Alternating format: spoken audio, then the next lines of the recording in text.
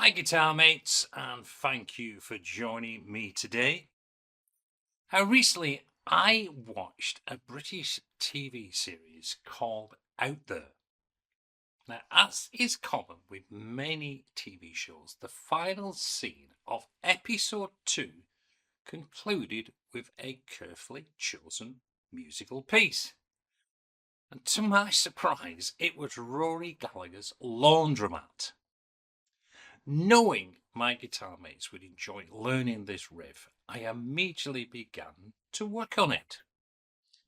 However, on closer examination, I realised this would be an excellent opportunity to focus on developing your rhythm playing, hence the title of this video. So let's begin by listening to the riff, and then we'll break it down step by step.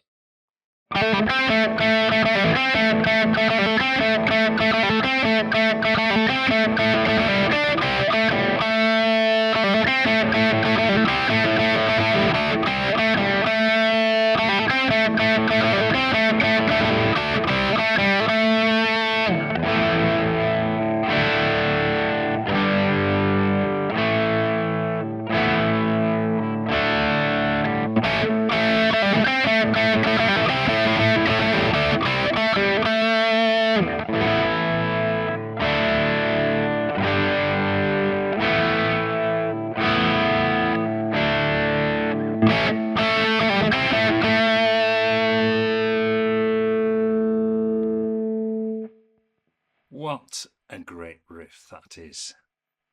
And when I first heard the riff, it's just so fast. Very, very hard to discern exactly what was being played by Rory. So what I did, I loaded it into Moises and then I slowed the riff right down. And you can hear it now. This is the riff that is taken down to 40 BPM.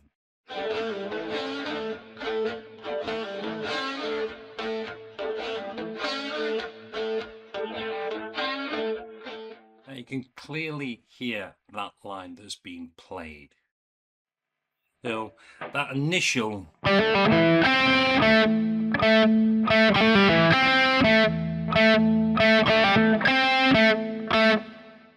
let me just quickly show you the notes of that main riff. We start off on D and G5, hammer on to the 7 on the D, and a pull off to D5. Then we're going to play the A7, cross over to G and B5, back to the D7, and then we repeat.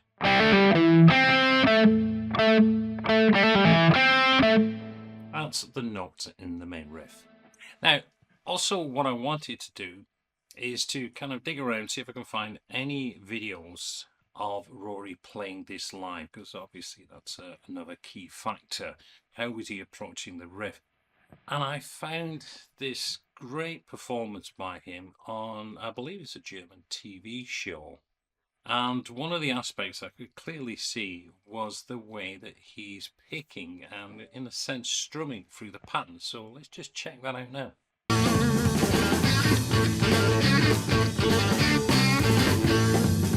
What do you think of that? I'm sleeping down at the laundromat. If you should pass by, be sure to jump right in. And you can clearly see Rory is doing a down and up motion through the guitar. It's as though he's strumming the chords.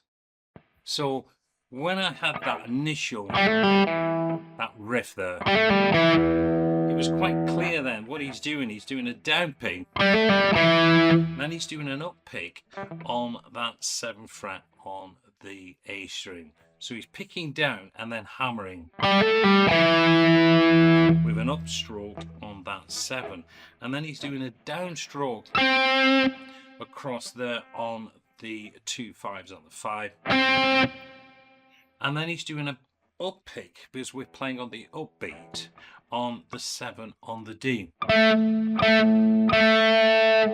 So when you put that together, it starts to make more sense, and it's very similar to the way we see it on that video. So we get the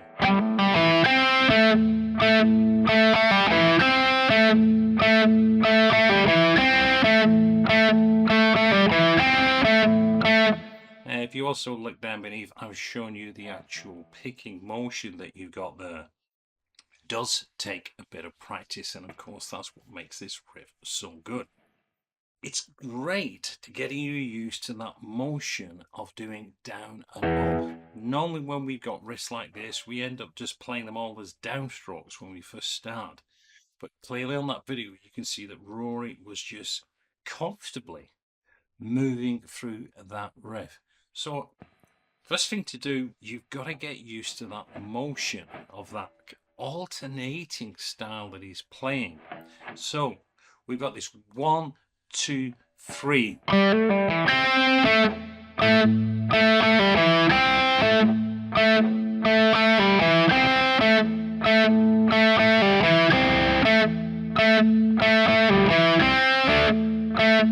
So down pick, up pick, and then down, and playing it better than that. Very, very hard to play this at the slow line, but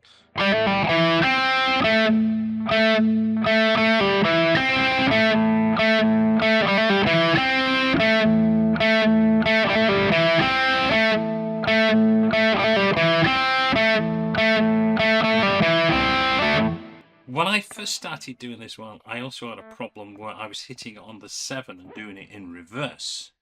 Again, took it back to Moises, slowed it right down, and made sure that when I was playing them upbeats, I was getting that downbeat.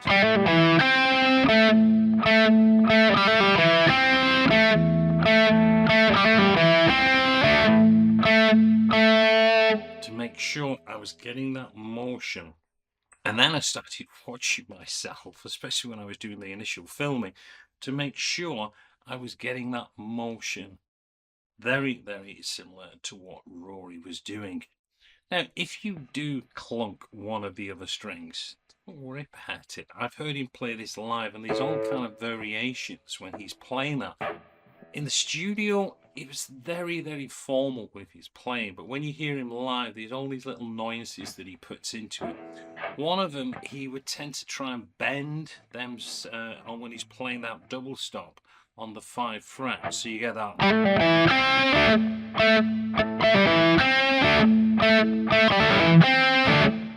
So that when he was doing that, but he would also you can hear sometimes that when he was coming down onto playing that, he was doing a double stop across the 2 7s. Like that. When I heard the version which was live in Europe, you could hear there was a lot more double stops going on there.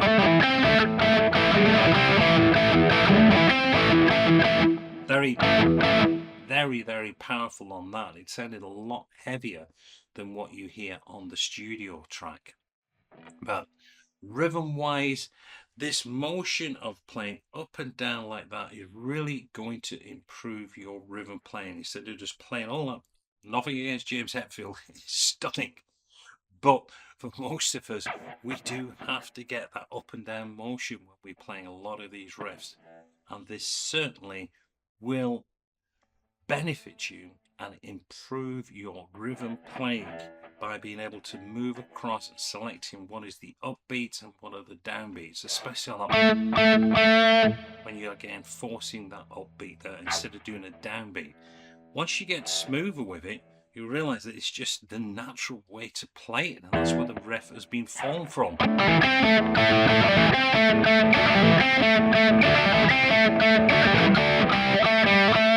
That riff, by the way, he's just doing a double stop on the 7/7, back to the 5, and then he's playing across the D string, just playing a 7/5/7. When he comes back into it, and also the initial one, he doesn't do that little pick before, he's just straight in. It's all the subsequent ones that's when he puts in that extra note there. But whenever he's coming back out, he's just playing that. Chords, by the way, what he's doing there, he is playing an A sus2, so I've just D2 and G2. Then he goes across and he plays a D sus2. So it's like playing a D chord, but your E string is open. So I'm just playing that down across with my second and third finger, making sure that I got the open E string. So it's G2 and B3. Then he goes across and he plays a G chord, but it's the one with the two fingers holding across B and E3. Then he goes back to his A sus2, back into the D sus2. Then he comes back out of it just before the riff. He's got this little motion there that he's playing across there. I'm just playing D7 and I'm playing G6. And then he's back in. So that is what we could be seeing as the first section are them chords. Then he's back into that great power riff. Well, I do hope you've enjoyed this little lesson looking at the mastery of the late Rory Gallagher. The tablature that you saw is available on my premium channel, and I'm also going to have that video available for you from that TV show out in Germany. So again, you can just enjoy yourself watching Rory Gallagher at work. Don't forget, if you did enjoy the video, hit that like button, and also think about subscribing to the channel. You subscribe, helps this channel grow, and it means that I can produce more and more videos like the one you've seen today. Anyway, I'm going to let you go. So until the next time, this is Jeff, wishing you well, and I'll speak to you again real soon. Until then, goodbye.